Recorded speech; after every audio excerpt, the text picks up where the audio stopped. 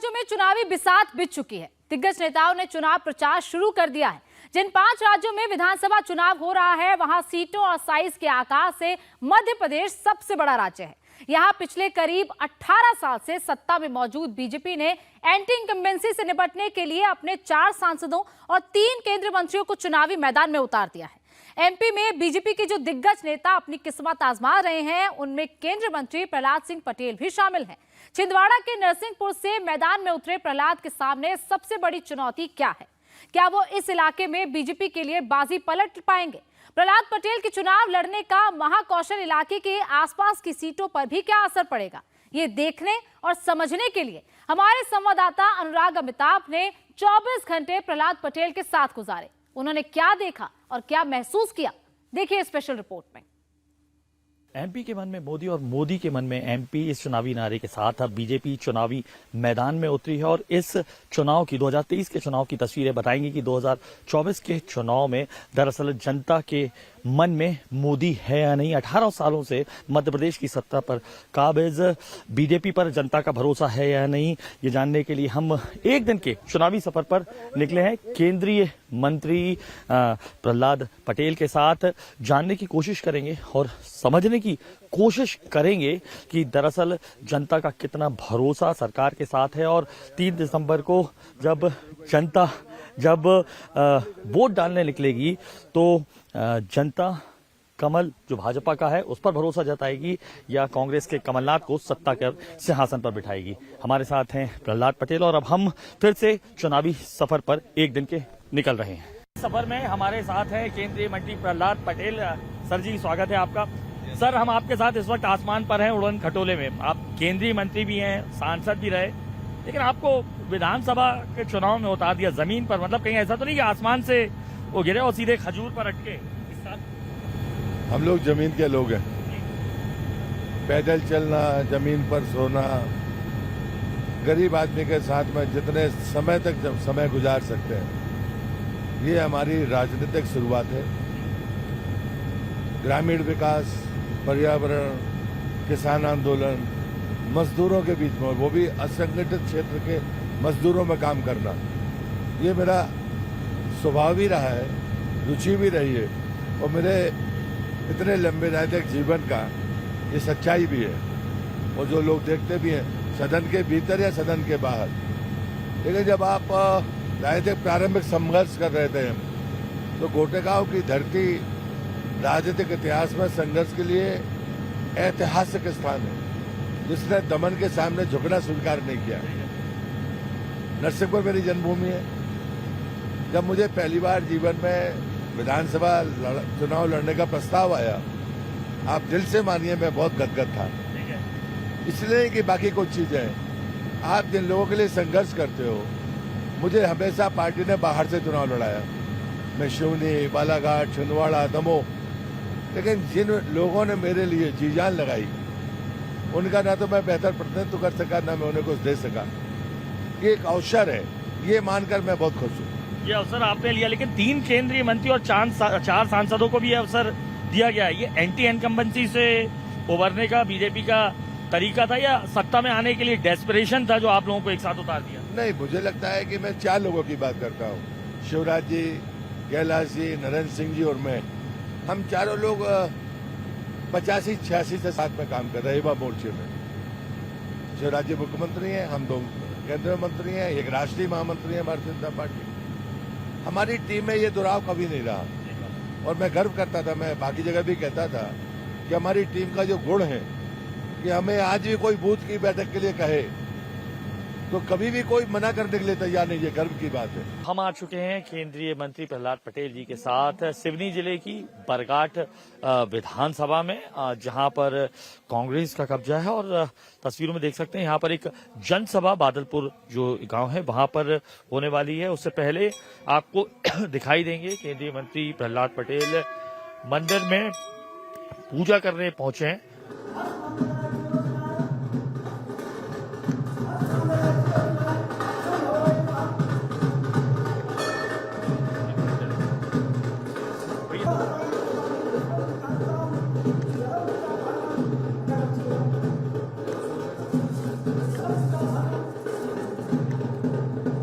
एक दिन के चुनावी सफर में हम जनता का मिजाज भी जान लेते हैं कि दरअसल बरघाट ये जो विधानसभा है, जनता क्या सोचती है। कौन सी जगह बरघाट विधानसभा लगती है? ये कौन आए थे, अभी आए थे जो? विधायक थे। अच्छा, विधायक या मंत्री जी थे? खैर, अच्छा माता जी, क्या नाम है आपका? मैं सरिता जागरूक। अच्छा, ये बताओ कि वो लाडली बहना वगैरह योजना मिल रही है? हाँ जी, मिल रही है। सही में मिल रही है? जी मिल रही है। कितने पैसे मिल रहे हैं? 1000 रुपए। अच्छा, आ रहा है? जी आ रहा है। पक्का? पक्का। और विधवा पेंशन वगैरह सब यहाँ है, मिलती है? मिलती है इधर। हैं? कितने मिलते हैं? अब पता नहीं, जो विधवा होंगी उनको मिलती है। अच्छा अच्छा, पक्का?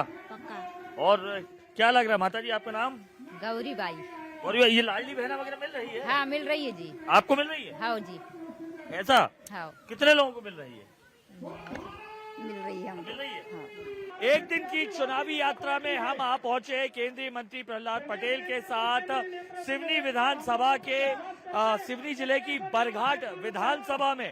तस्वीरें देख सकते हैं, यहाँ पर जो बकायदा जनसभा को संबोधित करने वाले हैं केंद्रीय मंत्री प्रहलाद पटेल। दरअसल महाकौशल के नरसिंहपुर से टिकट देकर ये जो केंद्रीय नेतृत्व है उसने तय कर दिया था कि सिर्फ नरसिंहपुर जिला ही नहीं, दरअसल पूरी जो नजर है और वो तस्वीर और खांचा जो खींचना है मंत्री जी को, वो यहाँ की 38 सीटों पर है नजर, जिनमें से तकरीबन 24 सीटें कांग्रेस के पास है, तकरीबन 13 सीटें जो है वो बीजेपी के पास है। यही वजह है कि जो बरघाट सीट है सिवनी जिले की 4 सीटों में से 2 कांग्रेस के पास और 2 बीजेपी के पास है। बरघाट पर कांग्रेस का कब्जा है। यही वजह है कि केंद्रीय मंत्री तमाम दल बल के साथ यहाँ मेहनत करते दिखाई दे रहे हैं। इसके बाद जो चुनावी सफर है वो नरसिंहपुर जिले के गोटेगांव विधानसभा में जाएगा, जिस पर लंबे समय से कांग्रेस का कब्जा है। वहां की 4 सीटों में से तकरीबन 3 सीटों पर कांग्रेस और 1 पर बीजेपी काबिज है। यानी तमाम शत्रुओं को अपने अपने इलाकों में टिकट देकर एक तीर से कई निशाने बीजेपी ने किए हैं। जिम्मेदारी प्रहलाद पटेल की सिर्फ अपनी विधानसभा नहीं बल्कि 38 विधानसभाएं महाकौशल की भी हैं। जब आपने दोबारा मोदी जी को प्रधानमंत्री बनाया तो हमने धारा 370 समाप्त करके साबित कर दिया कि संसद में जो भी कानून बनेगा वो पूरे देश में लागू होगा, अब उसके नीचे लिखा नहीं होगा। ये तो हमारी राष्ट्रीय स्तर की बात है। आज पूरी दुनिया मोदी जी का नाम जप रही है। हमारी भारतीय परंपराओं का वसुधैव कुटुंबकम के नारे को आत्मसात कर रही है। लेकिन अभी भी देश के कोने से कोई नौजवान तमिलनाडु की धरती से कहता है कि हम सनातन को नष्ट कर देंगे। हमारे सनातन में ऐसा कुछ नहीं है। हमने पूरी दुनिया को अपना परिवार माना है। मैं नहीं जानता कि कितने लोगों ने ग्रंथ पढ़े या नहीं, लेकिन हमारा गांव का व्यक्ति जब कभी कथा हो, प्रवचन हो, आखिरी में कहता है धर्म की जय हो, अधर्म का नाश हो, प्राणियों में सद्भावना हो, विश्व का कल्याण। हमको पढ़ाने की कोशिश कर रहे हो। हम तो दुनिया को एक परिवार मानते ही है, लेकिन दुनिया के किसी धर्म में, पूजा पद्धति में, किसी देश का राष्ट्र अध्यक्ष ऐसा नारा लगाता हो तो उसका नाम बताओ, मैं जानना चाहता हूँ। इस चुनावी सफर की शुरुआत सिवनी जिले की जो बरघाट विधानसभा है वहां के बादलपुर में हमने की। कांग्रेस का कब्जा है। यहाँ की 4 जो सिवनी की सीटें हैं, 2 पर बीजेपी, 2 पर कांग्रेस काबिज है। तो कांग्रेस का कब्जा कैसे हटे, इसी के लिए प्रहलाद पटेल जी केंद्रीय मंत्री जी यहाँ पर मौजूद रहे। हम फिर से उनसे बात करते। सर, नर्मदे हर के साथ मैंने देखा सभा की आप शुरुआत करते हैं, नर्मदा के बड़े भक्त भी रहे हैं सर। हम सब जितने लोग हैं वो नर्मदा के भगत हैं, और मैं तो चूंकि परिक्रमावासी हूँ और हम ये मानते हैं कि मध्य प्रदेश की लाइफ लाइन है वो नर्मदा है। ये मैं नहीं कहता हूँ, जहाँ के जो उच्च अधिकारी हैं वो भी ये बात मानते हैं कि नर्मदा जीवन रेखा है मध्य प्रदेश की। तो सर, नर्मदा भक्त तो दिग्विजय सिंह जी भी बहुत बड़े हैं। नहीं, मुझे लगता है कि नर्मदा जी की भक्ति का अधिकार सबको है, और इसलिए मैं उसमें कभी राजनीति नहीं ढूंढता। मैं परिक्रमावासी हूँ और परिक्रमावासियों को सेवा करने का इस जन्म का संकल्प है और हमारा पीढ़ियों का संकल्प है। जब परिक्रमावासी आता है तो ना हम उसकी जात देखते हैं, ना उसका धर्म देखते हैं, ना हम ये पूछते हैं कि आप क्या करते हैं। जो परिक्रमावासी है उसकी सेवा के अलावा मैं कभी बुद्धि इसमें लगाता नहीं हूँ। आप जब परिक्रमावासी की जाति नहीं देखते हैं, जो भी धर्म की बात करो। अब कमलनाथ जी जब अगर बाबा बागेश्वर को बुलाते हैं या पंडित प्रदीप मिश्रा को बुलाते हैं तो आप लोगों को दिक्कत होती है, आप कहते हैं कि वो चुनावी हिंदू हैं, सिर्फ चुनाव के वक्त उन्हें याद आते हैं। तो मुझे लगता है इसमें गलत क्या है? कैसे?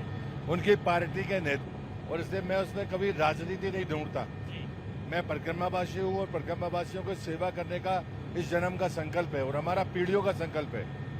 जब परिक्रमावासी आता है तो ना हम उसकी जात देखते हैं, ना उसका धर्म देखते हैं, और ना हम ये पूछते हैं कि आप क्या करते हैं। जो परिक्रमावासी है उसकी सेवा के अलावा मैं कभी बुद्धि इसमें लगाता नहीं हूँ। आप कह रहे हैं परिक्रमावासी की जाति नहीं देखते हैं, जो भी धर्म की बात करो। अब कमलनाथ जी जब अगर बाबा बागेश्वर को बुलाते हैं या पंडित प्रदीप मिश्रा को बुलाते हैं तो आप लोगों को दिक्कत होती है, आप कहते हैं कि वो चुनावी हिंदू हैं, सिर्फ चुनाव के वक्त उन्हें याद आते हैं। तो मुझे लगता है इसमें गलत क्या है? कैसे? उनकी पार्टी के नेता राम के अस्तित्व को स्वीकार नहीं करते हैं और न्यायालय में वो सर्टिफिकेट देती है सरकार। कमलनाथ उसके हिस्से होते हैं तब उनका मुंह नहीं खुलता। जब वो राम सेतु पर कांग्रेस कहती है कि हम उसके अस्तित्व को स्वीकार नहीं करते तब कमलनाथ चुप रहते हैं। राज्य में अगर राहुल गांधी कुछ कहते हैं तो उस पर वो चुप रहते हैं। पीएफआई में अगर आतंकवादियों का समर्थन उनका कोई नेता करता है तब वो चुप रहते हैं। तो जब चुनाव आता है तब क्यों? मैं उनको छिंदवाड़ा की सीमा में हिंदू मानता हूँ, क्योंकि वो अस्तित्व की लड़ाई लड़ रहे हैं। उन्हें ये पता है कि यदि हम अपने आप को हिंदू नहीं कहेंगे तो छिंदवाड़ा में उनका अस्तित्व भी समाप्त होने वाला है। एक दिन के इस चुनावी सफर में केंद्रीय मंत्री प्रहलाद पटेल के साथ अब हम पहुंचे हैं नरसिंहपुर जिले की गोटेगांव विधानसभा पर, जिसमें लंबे समय से कांग्रेस का कब्जा है। नरसिंहपुर जिले की 4 में से एक सीट नरसिंहपुर, जिसमें खुद प्रहलाद पटेल इस बार उम्मीदवार हैं अपने भाई की जगह, उस पर बीजेपी का, लेकिन बाकी 3 सीटों पर कांग्रेस का कब्जा है। इससे पहले हम चुनावी सफर में सिवनी जिले की बरघाट विधानसभा को कवर करके आए हैं। साफ तौर पर तमाम बड़े क्षत्रपों को अपने अलग अलग इलाकों से, अंचलों से टिकट देने का बीजेपी का मकसद भी यही था कि न केवल वो अपनी विधानसभा जीते बल्कि अपने आसपास के तमाम अंचल की जो जिले हैं उनको भी जीते। सिवनी जिले की विधानसभा को कवर करने के बाद अब हम नरसिंहपुर जिले में हैं। मंत्री जी की जो चुनावी यात्रा है वो बालाघाट, छिंदवाड़ा, जबलपुर तमाम जगह जाएगी। भीड़ आप देख रहे हैं, ऐसे ही कार्यकर्ताओं को एक के बाद एक जनसभाओं को संबोधित कर रहे हैं। साफ तौर पर उनके कार्यकर्ता उन्हें सीएम के तौर पर भी देख रहे हैं। शायद यही वजह थी तमाम क्षत्रपों को चुनावी मैदान में उतारा गया, ताकि एंटी इनकम्बेंसी से भी बचा जा सके और इन तमाम सीटों पर जहां पर अंचलों में बीजेपी को हार मिली है वहां पर जीत दिलाए। वो सब कुछ है जो हम मतदाता के सामने जिम्मेदारी से वोट मांगने का अधिकार रखते हैं। हमारी माताएं बहनें, जब मोदी जी 2014 में प्रधानमंत्री बने और उसके बाद में जब उन्होंने प्रधानमंत्री आवास योजना की गारंटी दी इस देश को, तो आज 3.5 करोड़ प्रधानमंत्री आवास देश में बन गए, लेकिन उसमें आधे से ज्यादा महिलाओं के नाम पर है। ये बात कभी हमारे ध्यान में नहीं आती, पर उन्होंने कहा कि भोजन बनाते समय हम लगातार धुएं के कारण, चूल्हे के धुएं के कारण जो परेशानी माताओं बहनों को होती है उसमें कमी आए, तो उन्होंने 9 करोड़ 60 लाख परिवारों को गैस कनेक्शन दिया। तीसरी बात जब मैं कहता हूं, जब इस घर में घर घर शौचालय बने तो हम जो भले माने कि शौचालय मिल गया, कई बार लोगों ने उसमें भ्रष्टाचार भी किया होगा, लेकिन माताओं बहनों के सम्मान में कितना इजाफा हुआ। हम जब गांव में घुसते थे शाम के समय, जो चित्र दिखता था वो शर्मनाक था, वो कहीं ना कहीं हम सबको तकलीफ देता था, लेकिन हमारे पास में कोई विकल्प नहीं था, हम विकल्प की तरफ जाते नहीं थे, लेकिन देश के प्रधानमंत्री ने वो काम करके दिखाया। राजनीति में यात्राओं के जरिए जनमानस का समर्थन जुटाया जाता है।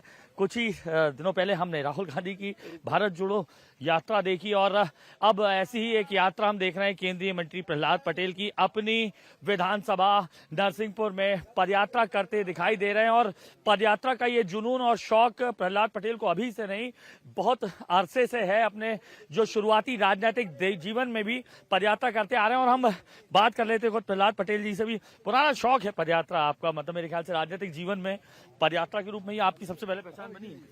हाँ, मुझे साल में एक बार गोटेगांव विधानसभा में प्रतिवर्ष पैदल यात्रा का अवसर मिला है और वो सीट विधानसभा में एससी के लिए रिजर्व है और लोकसभा मंडला में है, लेकिन पार्टी का काम विचार के लिए सबको करना है, इस दृष्टि से हम वो काम करते थे। पदयात्रा के जरिए जनमानस जुड़ता है, कैसे कनेक्ट बिठाते हैं? प्रहलाद पटेल जी जब सांसद नहीं थे तब भी पदयात्रा करते थे, सांसद रहे, मंत्री रहे, किस तरीके से कनेक्ट जुड़ता है आपका? जितनी मेरी जानकारी अनुराग जी, आप जिस प्रकार से सेफोलॉजी के बारे में समझते हैं, मुझे लगता है कि सबसे सरल, सबसे बेहतर रास्ता यही है। और मैं मानता हूं कि चुनाव के समय चुनाव खर्च कम करने के लिए जमीन पर आना ये बहुत सबसे सहज काम है। दीनदयाल जी कहते थे कि चुनाव के समय जागरण का सबसे अच्छा अवसर होता है। हम अपने विचार, हमारी कार्यशैली को आने वाली पीढ़ी को हस्तांतरित करें, उसका सबसे बेहतरीन प्रमाण यही है। अब आपकी पदयात्रा है, पदयात्रा राहुल गांधी भी निकालते हैं, राहुल गांधी जी भारत जोड़ो यात्रा निकालते हैं, मोहब्बत की दुकान चलाते हैं, तब आप लोगों को ऐतराज क्यों हो जाता है कि वो यात्रा निकालते हैं? नहीं, मुझे पैदल यात्रा पे कभी इतराज नहीं हुआ। पैदल यात्रा की मंशा क्या है? जब आप पैदल यात्रा को राजनीतिक टीका टिप्पणी का कारण बना देते हैं या उसमें ऐसे बयानबाजी करते हैं जो देश के लिए ठीक नहीं है, तब जाकर विवाद खड़ा होता है। अन्यथा हम लोग नर्मदा परिक्रमावासी है और मैं कभी नर्मदा परिक्रमा के समय हम ये मान के चलते कि कभी इस आधार पर हम लोग पूछते नहीं हैं कि नर्मदा परिक्रमावासी किस जाति का है, किस धर्म का है। सिर्फ एक ही लक्ष्य होता है, नर्मदा परिक्रमावासी की सेवा करना। इसलिए ये यात्राओं के उद्देश्य को लेकर हमेशा चीजें रहती हैं। तो नियत क्या है आपकी, ये कमलनाथ जी की नियत पर आपको भरोसा? हमेशा सवाल उठा देते हैं आप। मुझे लगता है कि उनका जीवन ही ऐसा है। जो चीजें मैं कह रहा हूँ, तो इतने वर्षों से जहाँ वो राजनीति में है, अगर मैं उनको थका हुआ नेता तो कहता हूँ, तो मैं उसको उदाहरण भी गिनाता हूँ कि भाई 6 साल से आप कांग्रेस के प्रदेश के अध्यक्ष हैं, किसी जिले में गए हो तो बताइए।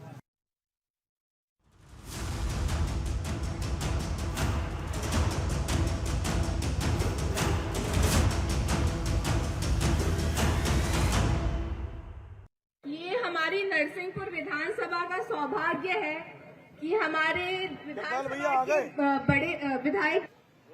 एक दिन की चुनावी सफर और यात्रा खत्म हो चुकी है और तमाम महिलाएं एक बाजार में दिखाई दी। हम उनसे बात भी कर लेते कि दरअसल मिजाज क्या है। बहन जी, कहाँ की हो आप लोग?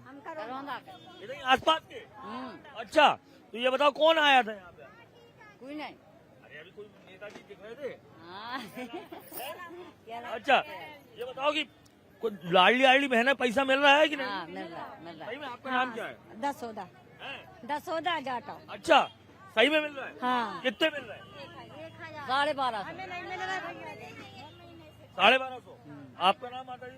हम आप पेंशन मिला 600। मिल रही है? हाँ। प्रहलाद जी की वजह से दी है। ऐसा? तो माहौल क्या क्या? अच्छा, पूरे प्रदेश में क्या कह रहा है माहौल? अब हमारे जिला में तो बीजेपी का माहौल दिख रहा है हम लोगों है। ऐसा? ऐसा बिल्कुल निश्चित समझ में आ रहा है। अच्छा, बढ़िया वो काम। प्रहलाद पटेल के आने से कुछ फायदा हो रहा है? आप क्या करते हो सर? मैं किसान हूँ अच्छा, किसान है जी। क्या लगता है आपको, माहौल क्या कह रहा है आपका? माहौल ये है कि जब ये बड़े नेता हैं यहाँ आए हैं हाँ। और इनके आने से इस क्षेत्र का और विकास तेजी पकड़ेगा, इससे हम किसानों को भी लाभ होगा। अभी भी हम लोगों को किसान सम्मान निधि के रूप में कुछ राशि प्राप्त हो रही है। आगे किसान सम्मान निधि और मुख्यमंत्री वाला? हाँ, दोनों मिल रहे हैं ये हमको। वो आवास, प्रधानमंत्री आवास मिल रहा है? हाँ, मिल मिल रहा है। आवास बना है, शौचालय भी बना है। इन सारी योजनाओं का लाभ हमारे यहाँ मिला है। अब बड़े नेता यहाँ चुनाव लड़ने आए हैं, केंद्र में मंत्री हैं, तो उनका अनुभव इस क्षेत्र के लिए लाभ पहुंचाएगा, ऐसी हमें उम्मीद है। और हमारे इस क्षेत्र में हमें लगता है कि वो बहुत मतों से विजयी